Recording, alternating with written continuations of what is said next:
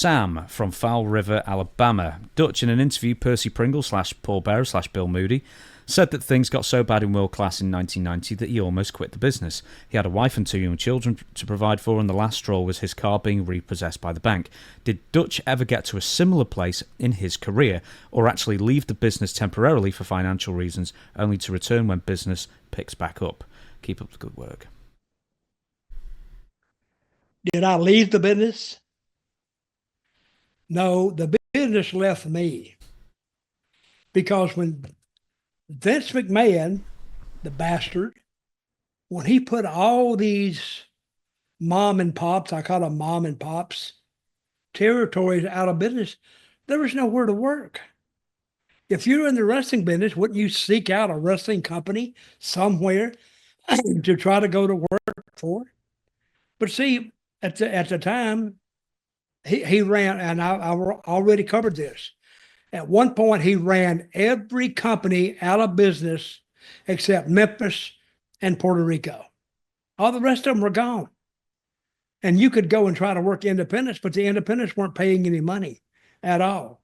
So it was very, very difficult. And that was the dead period from the late 80s to probably the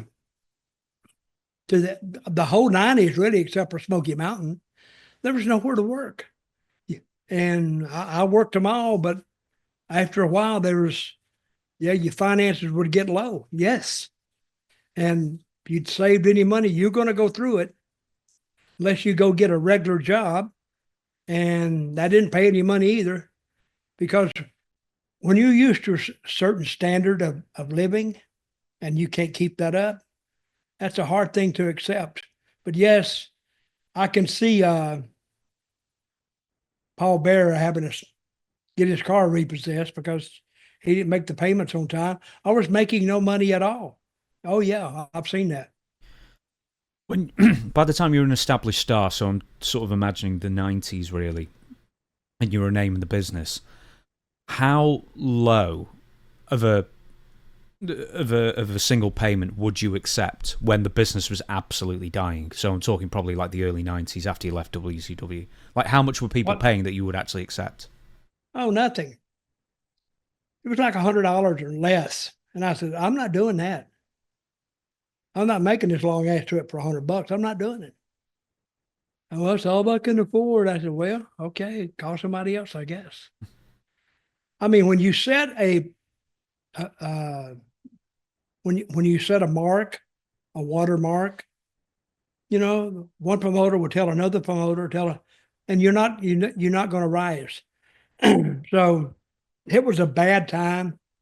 Now, of course, the huge stars that had made WWF TV, of course, they could ask for more but the only way I could ask for more money is places that I'd been, and it would be like Alabama and Tennessee, and they're notoriously they just didn't pay. Of course, they didn't draw either. An independent show in Tennessee would draw 50 people. So, and it was just a bad time for the whole business. It really was.